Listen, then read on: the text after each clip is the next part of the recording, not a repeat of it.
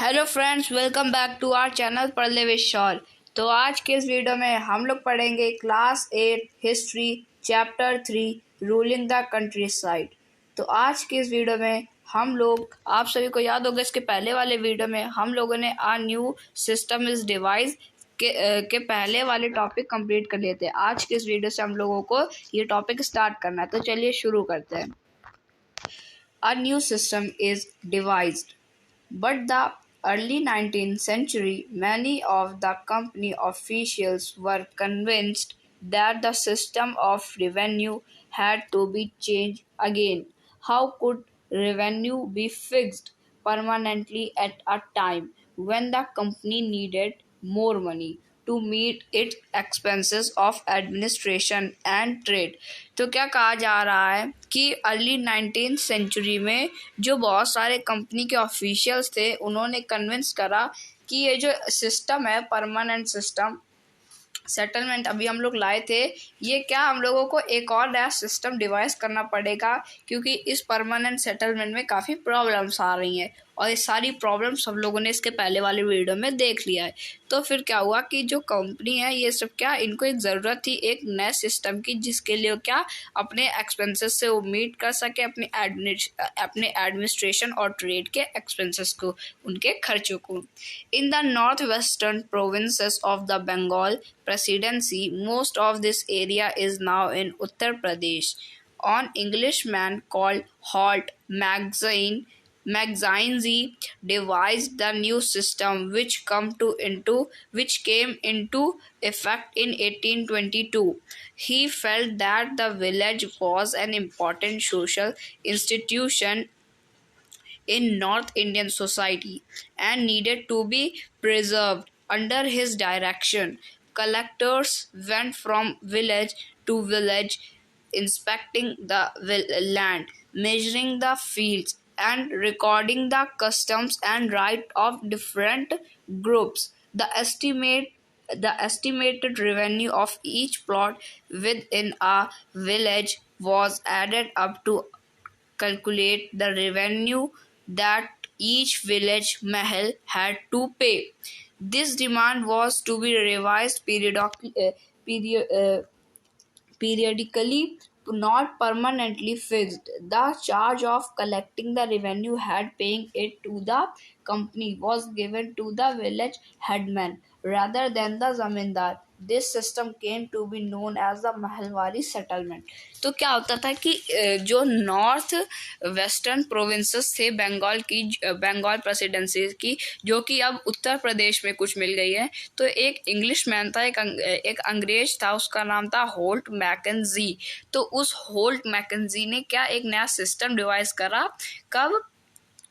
उसे डिवाइस करा, और उसके वो जो सिस्टम है वो काम इफेक्ट में कब आया, 1822 में वो इफेक्ट में आने लगा। और उन्होंने सोचा कि ये विलेज से एक बहुत ही ज़्यादा एक सोशल इंस्टीट्यूशन है, उसमें क्या होगा कि जो नॉर्थ इंडियन सोसाइटी उन्हें क्या प्रिजर्व करना ज़रूरी है। क्यों?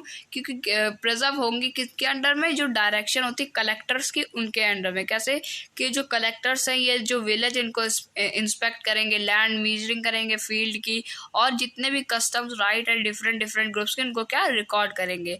और जो एस्टिमेटेड रेवेन्यू आएगा ईच प्लॉट से, उसे क्या उसे हर एक विलेज को क्या देना पड़ेगा। यानी जैसे कि कई सारे एक जगह बना दी, उसमें क्या कई सारे बॉक्स बना दिए, और मतलब कि एक जगह ले ली, उसमें कई सारे फील्ड रहते, वो जो फील्ड है जिसकी जितनी ज़्यादा फील्ड होगी उसका क्या उन्हें रेंट देना पड़ेगा, जिससे क्या महल भी कहेंगे। तो ये महल उनको पे करना पड़ेगा, और ये पीरियडिकली यानी कि हर ये जैसे अभी पे करा, इसके बाद 1 महीने बाद, 2 महीने बाद, ऐसे पीरियडिकली आता रहेगा। और ये परमानेंट नहीं फिक्स्ड था, यानी कि जो परमानेंट सेटलमेंट था उसमें तो पैसे पर एक फिक्स था, लेकिन ये फिक्स्ड अमाउंट नहीं था, उसमें कभी ज़्यादा कभी कम। और ये जो पैसे हैं कौन कलेक्ट करेगा, हेडमैन कलेक्ट करेगा। कहाँ का, विलेज का हेडमैन इन्हें कलेक्ट करेगा, जबकि हम लोग कहाँ परमानेंट सेटलमेंट में ज़मींदारी करते हैं, तो ज़मींदार करते थे। और इस सिस्टम को क्या कहते हैं हम लोग, महलवारी सिस्टम भी, क्या हम लोग इस सिस्टम को महलवारी सिस्टम के नाम से भी जानते हैं। तो अब हमारा दूसरा टॉपिक है वो है द मुनरो सिस्टम। इसे भी हम लोग स्टार्ट करते हैं। In the British territories in the south there was a similar move away from the idea of permanent settlement. The new system that was devised came to be known as the ryotwar और ryotwari. It was tried on a small scale by Captain Alexander Reed in some of the areas that were taken over by the company after the wars with Tipu Sultan, subsequently developed by Thomas Munro. This system was gradually extended all over South India. Reed and Munro felt that in the South there were no traditional zamindars. The settlement, they argued, had to be made directly with the cultivators, rayos, who had tilled the land for generations. Their fields had to be carefully and separately surveyed before the revenue assessment was made. Munro thought that the British should act as paternal father figures, protecting the rayats under their charge. तो क्या कहा जा रहा है कि पहले क्या जो ब्रिटिश की एक टेरिटरी थी कहाँ पे, साउथ में, तो वहाँ पे क्या होता था कि वहाँ पर जो परमानेंट सेटलमेंट वहाँ भी लगा था, लेकिन परमानेंट सेटलमेंट को हटाया गया और उसकी जगह क्या एक नया सिस्टम लगाया गया जिसको क्या रैयत या रैयतवारी सिस्टम, रैयतवार या रैयतवारी सिस्टम के नाम से भी हम लोग क्या जानते हैं। तो ये जो रैयतवार और रैयतवारी सिस्टम है इसे सबसे पहले कैप्टन अलेक्जेंडर रीड ने लगाया था एक स्मॉल एरिया में। कहाँ पे स्मॉल एरिया में? जो टीपू सुल्तान की जो जगह नहीं थी, जो टीपू सुल्तान की जो राज्य मैसूर, वहाँ पे क्या लगाया था। और आप लोग याद करिए मैसूर की कैपिटल क्या है, जो हम लोगों ने सेकंड चैप्टर में पढ़ी थी, हिस्ट्री के क्लास 8 सेकंड चैप्टर में पढ़ी थी, ट्रेड टू टेरिटरी में मैसूर की कैपिटल है सेरिंगापट्टम। ये आपको क्या याद रखना है। तो ये जो हमारा मैसूर है इसमें क्या लगाया था, किसने? Alexander read, captain Alexander read ने लगाया था। और उसके बाद क्या कि इसे एक पूरे साउथ इंडिया में एक लार्ज स्केल में किसने लगाया? थॉमस मुनरो ने इसे क्या लार्ज स्केल में पूरे साउथ इंडिया में क्या डेवलप करा। जो ये रीड और जो मुनरोस हैं, कैप्टन अलेक्जेंडर रीड और थॉमस मुनरो, ये सब क्या ये जानते थे कि साउथ में कोई भी ट्रेडिशनल ज़मींदार नहीं है, तो इसलिए क्या जो सेटलमेंट है वो डायरेक्टली जो कल्टीवेटर्स हैं, यानी कि हम लोग कल्टीवेटर्स को क्या कहते हैं? रैयत कहते थे।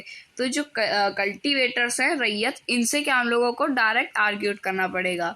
तो और क्या करना पड़ेगा कि इनकी जो लैंड है उसे क्या जो ये जनरेशन से कर रहे हैं वो क्या this settlement argued had to made directly with the cultivators who had till land for generation. यानी कि जो कंपनी है वो डायरेक्ट उनसे बात करती है जो कल्टीवेटर्स है, जो कि अपनी जनरेशन यानी उनके परदादा दादा ये सब क्या उनके पापा परदादा दादा ये सब क्या इस फील्ड को क्या जनरेशन मतलब कि इन फील्ड को क्या कल्टीवेट कर रहे हैं, इसी में क्या जनरेशन कर रहे हैं। तो इनकी जो जनरेशन है उनसे क्या ये डायरेक्ट आर्ग्यूट करते हैं। Their field had to be carefully and separately surveyed before the revenue assessment was made. और फिर क्या बोला, मतलब कि फिर क्या कि जो इनकी फील्ड्स थी, जो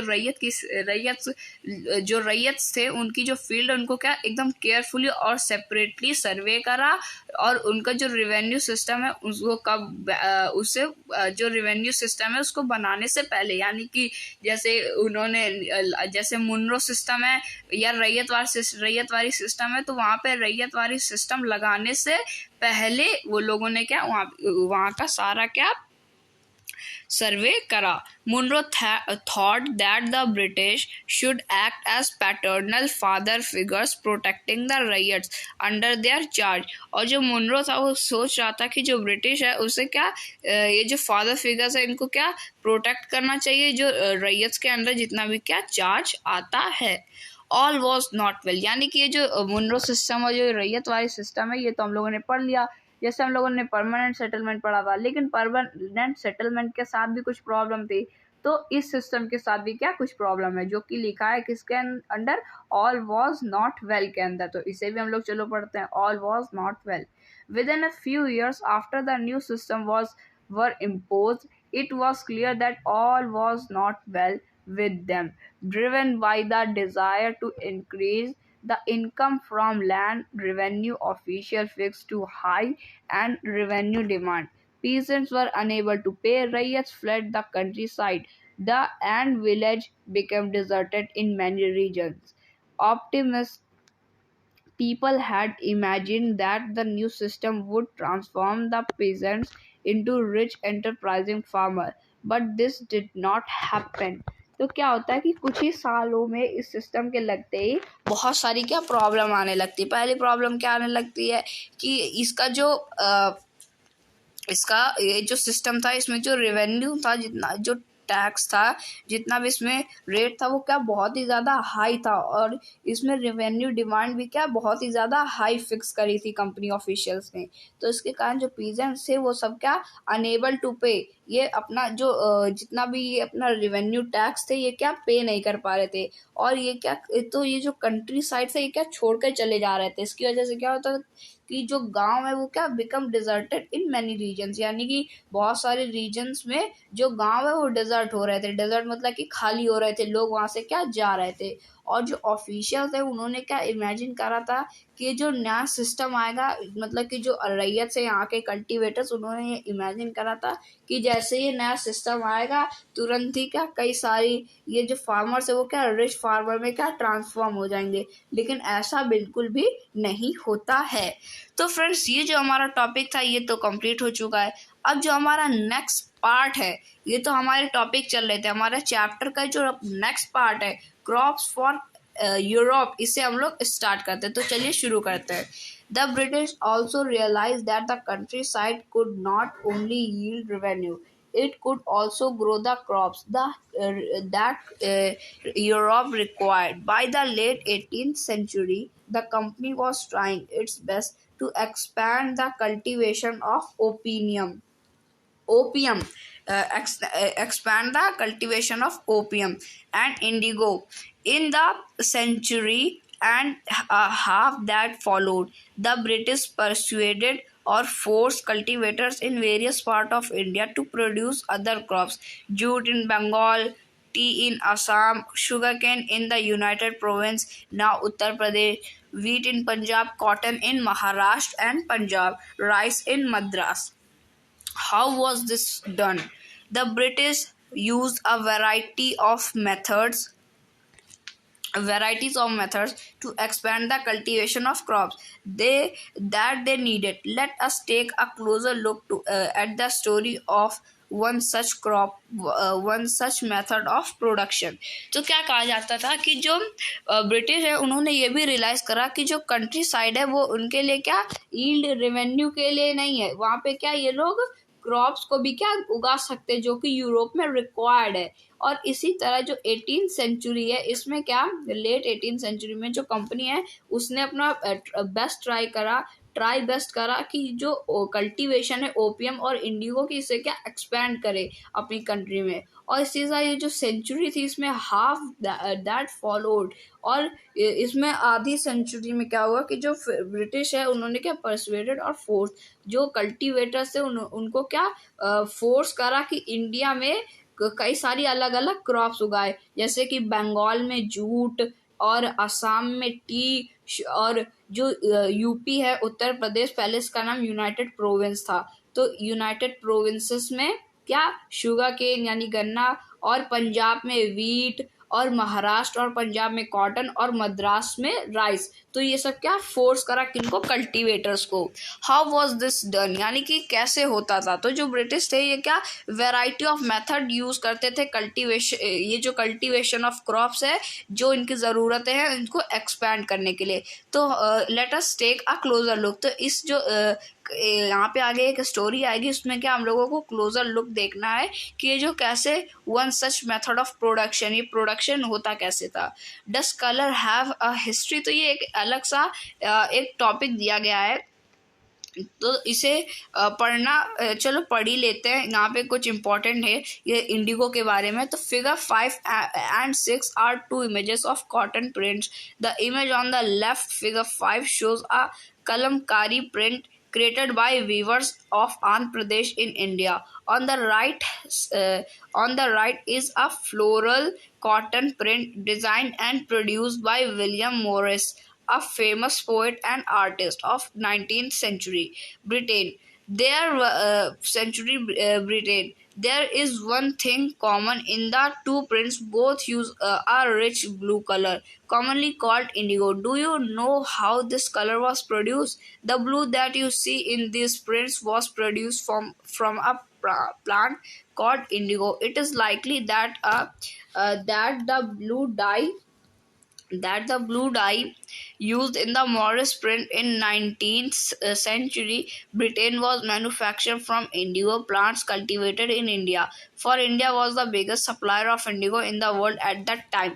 तो क्या कहा जा रहा है कि ये जो फिगर नंबर 5 है वो क्या एक कलमकारी प्रिंट है, और फिगर नंबर 6 वो क्या एक मॉरिस कॉटन प्रिंट है। तो ये जो कलमकारी प्रिंट है वो 20th सेंचुरी में बनाया गया था आंध्र प्रदेश के लोगों के द्वारा, और ये जो मॉरिस कॉटन प्रिंट है ये क्या लेट 19th सेंचुरी में बनाया गया था इंग्लैंड में कुछ इंग्लिश मैन के द्वारा, जिनका नाम था क्या विलियम मॉरिस। उन्होंने क्या ये मॉरिस कॉटन प्रिंट नाम दे दिया अपना ही। तो इनके द्वारा क्या बनाया जाता है, और बोला जा रहा है इन दोनों प्रिंट में एक चीज कॉमन है कि ये जो दोनों प्रिंट है इनमें क्या ब्लू कलर आ रहा है, और काफी रिच यानी काफी गहरा ब्लू कलर आ रहा है, जिससे क्या पता चलता है कि इनमें क्या एक बहुत ही अच्छा ब्लू कलर यूज हुआ जिसका नाम क्या इंडिगो। और इंडिगो उगाया कैसे जाता है? इंडिगो क्या एक ट्री का नाम, एक क्रॉप का नाम है जिसका नाम है, एक प्लांट है उसका नाम इंडिगो, उससे का ये ब्लू डाई ली जाती है। और जो मॉरिस प्रिंट है जो कि 19th सेंचुरी बनी है वो क्या ब्रिटेन में मैन्युफैक्चर हुई थी, किससे? इंडिगो प्लांट से। और 19th सेंचुरी में इंडिया क्या एक बहुत ही बड़ा सप्लायर था किसका, ये जो बहुत ही बड़ा क्या सप्लायर था किसका, इंडिगो का, टू द यूरोप, यानी यूरोप से इंडिया पे एक्सपोर्ट होता था। इंडिया में क्या एक्सपोर्ट होता था किसका, इंडिगो का। तो ये जो टॉपिक था ये तो कंप्लीट हो चुका है। अब जो हमारा नेक्स्ट टॉपिक है वो है why the demand for Indian Indigo, यानी कि इंडियन इंडिगो की इतनी ज़्यादा डिमांड क्यों थी। तो ये हम लोग करेंगे नेक्स्ट वीडियो में। आज की इस वीडियो में इतना ही, मिलेंगे नेक्स्ट वीडियो में नेक्स्ट टॉपिक के साथ। तब तक के लिए थैंक यू वेरी मच।